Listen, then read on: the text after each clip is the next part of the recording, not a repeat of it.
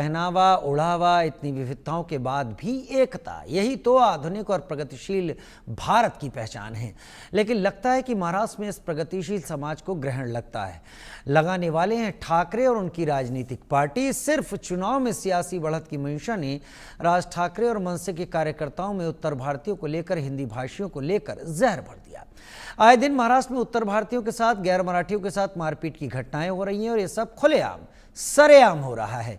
बजाय अपने कार्यकर्ताओं को समझाने बुझाने की जगह और भड़काने पर लगे हैं। अपनी सियासी रणनीति को मराठी अस्मिता से जोड़कर जबरन मराठी बुलवाने पर तुले हैं।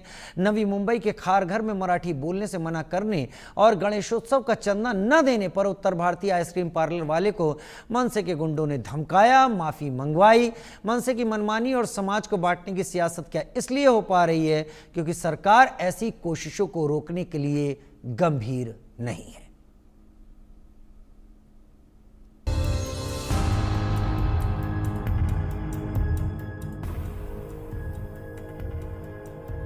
बीएमसी चुनाव की आहट, मराठी गैर मराठी पर गर्माहट। राज ठाकरे की चुनावी रणनीति, हिंदी बोलने वालों से घोर आपत्ति। गुंडागर्दी की जमीन से काटेंगे वोट की फसल। उत्तर भारतीय ने छेड़ा घमासान, गुंडा राज का मिटेगा नामो निशान। ठाकरे बन रहे वीर क्योंकि सरकार नहीं गंभीर।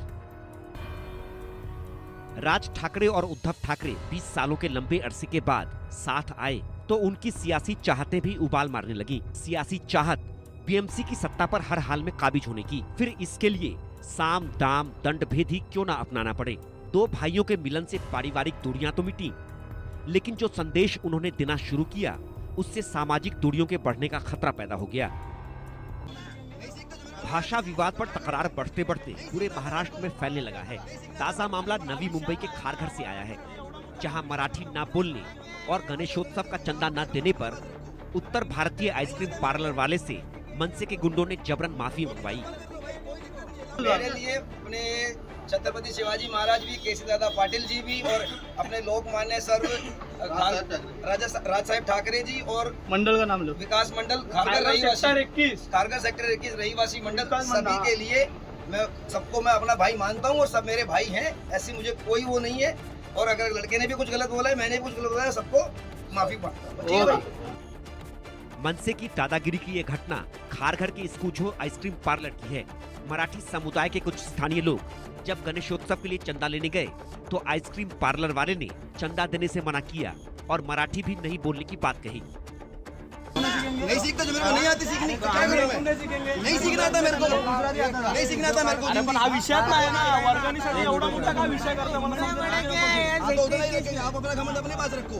मराठी नहीं आता ये सब नहीं आता मेरे को। जबरदस्ती किया है हम लोग, रिकॉर्डिंग 10 बार कर लो भाई, कोई दिक्कत नहीं है। लोगों ने इसकी जानकारी मनसे कार्यकर्ताओं को दी, जिसके बाद मनसे के गुंडों ने आइसक्रीम पार्लर वाले को धमकाते हुए उससे माफी मंगवाई।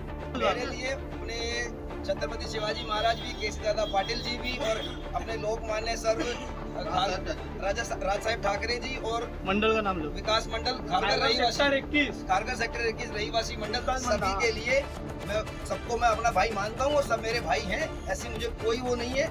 और अगर लड़के ने भी कुछ गलत बोला है, मैंने भी कुछ गलत बोला है, सबको माफी मांगता हूँ। ठाकरे बंधुओं ने चुनाव के लिए वोटों के ध्रुवीकरण की जो रणनीति अपनाई, उससे सामाजिक तानाबाना तितर बितर होने की कगार पर पहुंचने लगा। बार बार और लगातार मनसे कार्यकर्ताओं को भड़काने वाले पार्टी अध्यक्ष राज ठाकरे के बयान ने उत्तर भारतीयों के खिलाफ नफरती सोच को बढ़ावा दिया। नतीजा, मनसे कार्यकर्ता गुंडागर्दी पर उतर आए। जहां मनचाहा, जिधर मनचाहा हिंदी बोलने पर उत्तर भारतीयों की पिटाई शुरू कर दी। उत्तर भारतीय ऑटो ड्राइवर, उत्तर भारतीय महिला, उत्तर भारतीय शौचालय संचालक, उत्तर भारतीय कोचिंग संचालक, मनसे के टारगेट पर उत्तर भारतीय, वो उत्तर भारतीय जो मराठी नहीं बोल पा रहे, जिन्हें अपनी मातृभाषा, अपनी बोली हिंदी में बोलना बतियाना पसंद है। मनसे ने अपनी मराठी अस्मिता के नाम पर अपने विरोध को और बढ़ाया। ठाकरे की नफरती सोच कॉलेज, होटल, रेस्टोरेंट के साइन बोर्ड तक होते हुए सरकारी दफ्तरों तक जा पहुंची। ठाकरे बंधु आतताई की तरह बर्ताव करने लगे तो उत्तर भारतीयों में भी मनसे के खिलाफ गुस्सा बढ़ने लगा। शांति से ही सही, लेकिन विरोध की आवाज बुलंद होने लगी। एक्चुअली कैसा है कि मैं उत्तर भारतीय हूँ, अमेठी मेरा गांव है। हम यहाँ से अपने ग्रैंडफादर फादर आज हम भी यहाँ रह रहे हैं, खा रहे, कमा रहे हैं। गुड़ी पाड़वा हम मना रहे, मकर संक्रांति हम मना रहे, दिवाली हम मना रहे। कहने का मकसद क्या है कि हम हिंदी भाषी लोग सालों साल से इधर रहते हैं, मजदूरी का काम करते, पेपर वाला, दूध वाला, भाजी वाला, हमाल, ये जितने लोअर कैटेगरी के काम है ये सब उत्तर भारतीय समाज बखूबी करता है। और अगर उसके बाद भी सालों साल काम करने के बाद, इतने मेहनत करने के बाद यदि कोई फिजिकली किसी को प्रताड़ना करता है तो वो उचित नहीं है। हाँ, ये ज़रूरी है कि हम जैसे रहें तो हमारे को वहाँ की सभ्यता, कम्युनिटी का सिस्टम ये फॉलो करना चाहिए और ज़रूरी है। हर स्टेट का अपना अपना रिस्पेक्ट होता है, बट अब उसके अंदर अगर आप किस पे प्रताड़ना, किसी को मारहरण करते हैं वो उचित नहीं है। मेरे अगर 200 दोस्त उत्तर भारतीय हैं तो 200 दोस्त मराठी भी हैं। सरकार क्या कह रही है? सर इसमें राजनीति नहीं होनी चाहिए, क्योंकि ये भाषा जो है ये हिंदुस्तान है। अलग अलग भाषा, अलग अलग जाति, अलग अलग धर्मों से इकट्ठा आया हुआ ये एक सतरंगी गुलदस्ता है और उसका ये रूप यही रहने दो। लेकिन इसको अगर गलत तरीके से गलत राजनीति अगर की जाएगी तो मेरे ख्याल से महाराष्ट्र का कोई भी सर्वभाषिक नागरिक ये मान्य नहीं कर सकता। और इसीलिए हम सभी को साथ में लेके एक अच्छा हिंदुस्तान बनाएंगे, महाराष्ट्र बनाएंगे। क्योंकि अभी जो हमारे सामने जो मुद्दे हैं वो रोजगार का मुद्दा है। कौन सी भी भाषा हो, हर व्यक्ति को रोजगार चाहिए। शिक्षा का मुद्दा है, रोजगार के बारे में क्या हो रहा है हम देख रहे हैं। कोई भी प्रवासी हो, बिहार से हो, यूपी से हो, हम लोग आते हैं अपनी रोजी रोटी के सिलसिले में कि कुछ हमारा परिवार यहाँ से 2 पैसा हम कमा के गांव भेजें। और यहाँ अगर इस ढंग से राजनीति होगी कि उत्तर भारतीय हो, बिहारी हो, जिसको मराठी नहीं आता उसको यहाँ से भागना पड़ेगा, तो ये हम लोगों के साथ और अदर कंट्री वालों के साथ सरासर अन्याय है।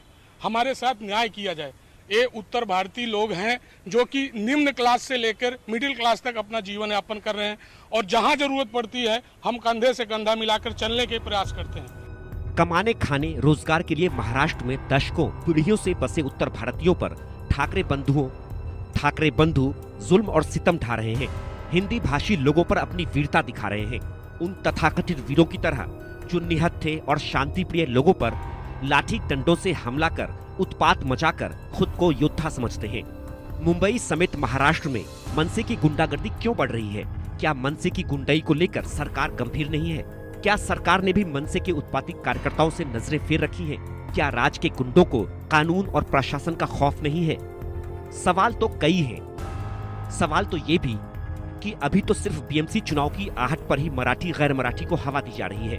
सोचिए, अगर मनसे के हाथ बीएमसी की सत्ता आ गई तो फिर महाराष्ट्र में गैर मराठियों पर मनसे का सितम किस हद तक बढ़ जाएगा। Bureau report, India news.